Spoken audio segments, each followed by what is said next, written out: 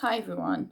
So it's been a while since I've made a video, um, you know, talked to you and just in general um, told you about my life experiences. But I have good news.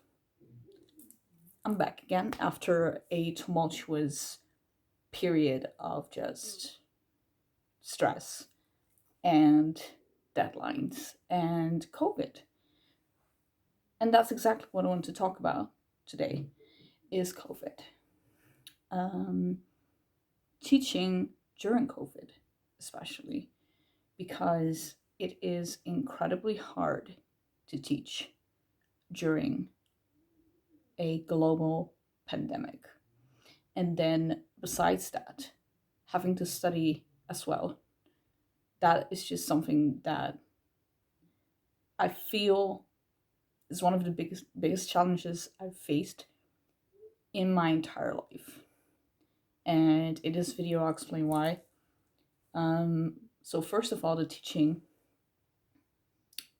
on its own is already a profession which requires a lot of strength.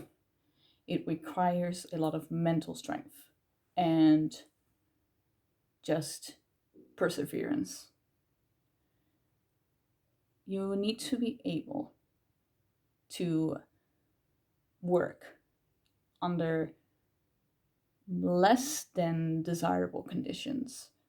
What I mean with that is having to work with learners who, for example, have mental health issues, learners who have certain disorders, learners who have, for example, all kinds of things going on behind the scenes back at home, and school is potentially the only space they feel safe at. Learners who have issues, learners who have my language that I teach as a second language or even a third language. Those are all factors of my profession that you already need to keep in account. The differences between the levels of learners as well. You constantly have to differentiate between them and keep in mind how different they are, yet, for some odd, weird reason, they're all in the same room to be taught a lesson by you, to receive information by you, to learn a language from you. Or, for example, another subject. It doesn't really matter what, but there will always be issues or things that you run into when it comes to teaching because it is a human oriented job, it's a social job. You're constantly working with people, whether it be your students, whether it be your colleagues, whether it be parents, whether it be instances like the police, the government, etc. Stuff like that. Those are things you get exposed to when you work in education. And then during a global pandemic, teachers are expected to be that flexible and on top of that, stay healthy. On top of that, juggle having to work online, either completely online or having to work partially online and partially physically. So having your laptop propped up at your desk, having certain learners who are at home in quarantine and teaching whilst they are online following your lesson, or having to do social distance teaching and just the schools being closed down entirely and having to teach from home, which is also difficult because you have your own family that you need to keep in mind, your own family that you need to take care of. And before all of this, I already knew teaching wasn't going to be an easy job. I have never underestimated the amount of work required to be able to do this job properly,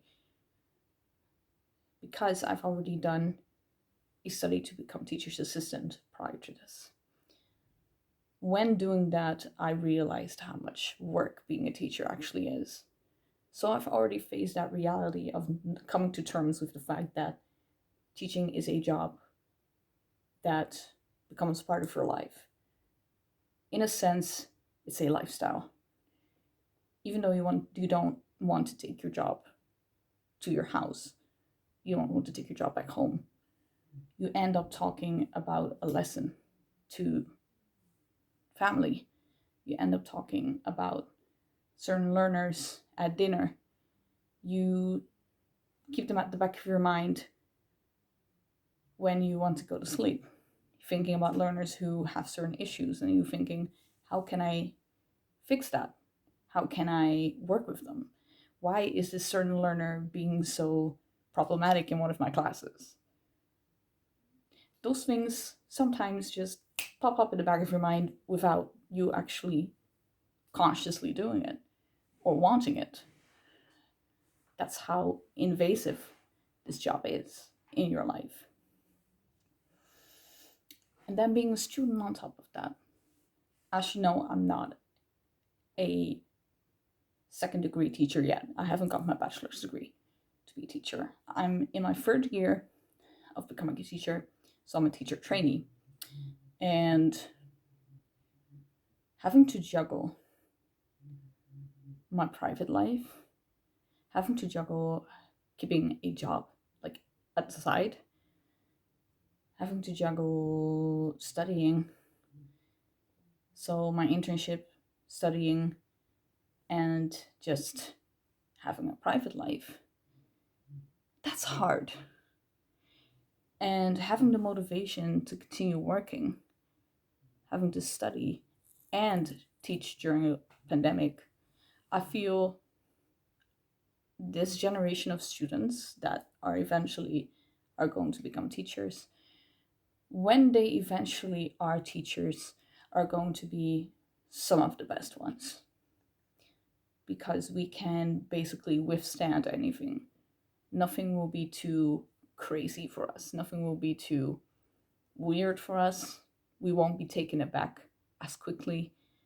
And when a crisis like this, a pandemic like this, arises again, I think potentially we would be able to pick this up way better than we did now.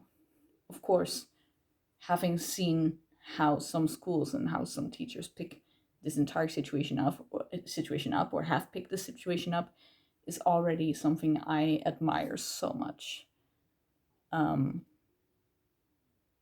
There are truly some teachers out there who are doing a phenomenal job at teaching during a pandemic. And I can tell you, my colleagues who are having 20, 30, 40 years of experience are even telling me, I've never experienced something like this in my entire career, and you are having to do this, and on top of that, having to study to become an actual teacher. And they said, this is the biggest challenge you ever get. And that just made me think, because to me it wasn't as weird to actually do it. It wasn't as shocking to me. Like, I just thought, okay, we're having a certain situation. This is what I can do. This is what I can do. These are my options. I have to work with those. And you have to switch. You have to flip the switch and have to think, okay, I can't teach physically. What am I going to do? How can I do this the best? And which tools will I need for this? And in a crisis situation, being able to think like that The fact that I could do that showed me how much progress I've made in teaching. Um, it's incredibly hard to remain professional, and I'm not saying that you will become unprofessional, but what I'm saying is that you have to think from a professional role while being at home. And of course, this is not limited to only teaching, but you have to sort of think, okay, how can I do my job the best whilst being at home, whilst doing it from a distance? I still sometimes find myself struggling because I can't get too close to learners. I have to think of wearing a mouth mask. Mouth masks are now actually, since today, mandatory in all public buildings. And high schools, education in general, is are seen as public buildings, which they are. They are public buildings, which means I have to wear a mouth mask whenever I'm not in a classroom. It's just a lot of work. It can give you a lot of stress if you don't know how to deal with a situation like that. And at school, I think they pick everything up very well. Some schools already had a protocol just in case they had to do distance teaching. Some schools already had like laptops for children. They already had iPads for children. They had electronic devices ready at their hands so they can work with those. Have taught the children to work with those in case they can't teach physically. Don't you think that's amazing?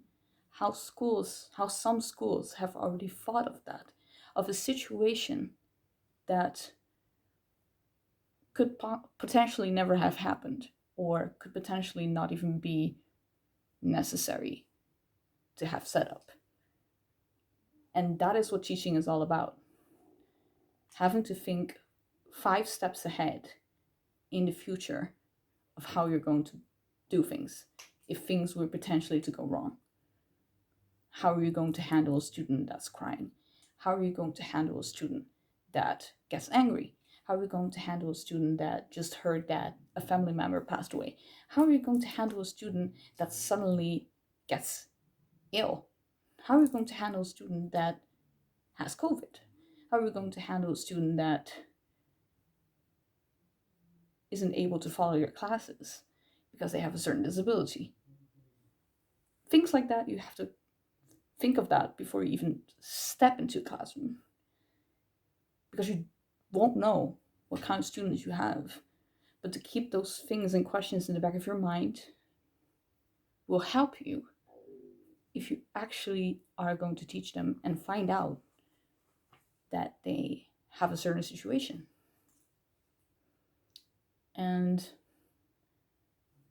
studying as a teacher, even if I'm not going to be an actual teacher in the future, which of course is my plan and I will, but even if the case would be that I wouldn't finish my studies and I would think, okay, this is nothing for me. Even then, because of these experiences, having lived through all these experiences, having had contact with lots of teachers, has made me realize how much I have come to admire teachers, how much respect I've gained for teachers. I've been in the educational realm for so long. Like I've went to elementary school for 8 years. Then I went on to go to secondary education, high school, for 4 years. Then I did my last study for 3 years, which means I've been in education for like 15 years now. I've been exposed to classrooms, lessons, education, fellow students, fellow classmates for so many years. And now seeing it from a different perspective and actually standing in front of that classroom and teaching children has also made me think back about what I did back in elementary school or how my teachers were in high school. And the fact that back then I thought, oh, yeah, they're just teaching, they're just explaining things, they're just standing in front of the room, like they're just, learning you something. It's not that hard. But now I've come to realize that there's much more than just that. There are so many different factors in teaching. And the versatility of it, how versatile it is why I've come to love teaching and why I have grown this tremendous respect for teachers that I previously, I'm going to be honest, did not have or didn't have as much. Of course, I treated my teachers with respect, but I always just thought, it's just teaching, can't be that interesting. I definitely changed my mind. And I hope that by explaining what it's like to teach during a pandemic, having to have distance between your learners, not being able to get as close to them, not having that contact, or not being able to even physically teach them because schools are closed, and having to be so flexible that if they were to close from one day to another, you have to switch from teaching physically to teaching online completely. And that teachers are pretty much like athletes. They are really the most physical athletes that you can think of. Like they are the most mentally strong people I can think of. They have to be so flexible with everything and completely sometimes strip away what they know or are used to and completely have to adjust to a new situation in just a matter of seconds. And of course, there are other jobs, professions that also have this. But this is what I personally experienced. And that has made me appreciate teachers so much more. And also seeing that I did that myself and studying at the same time, getting my propedeutic degree, blows my mind that I was able to do that. And I hope that this profound respect and love I have for teachers and teaching, I can give a little bit of that to you as well. I'll see you guys next time and take care.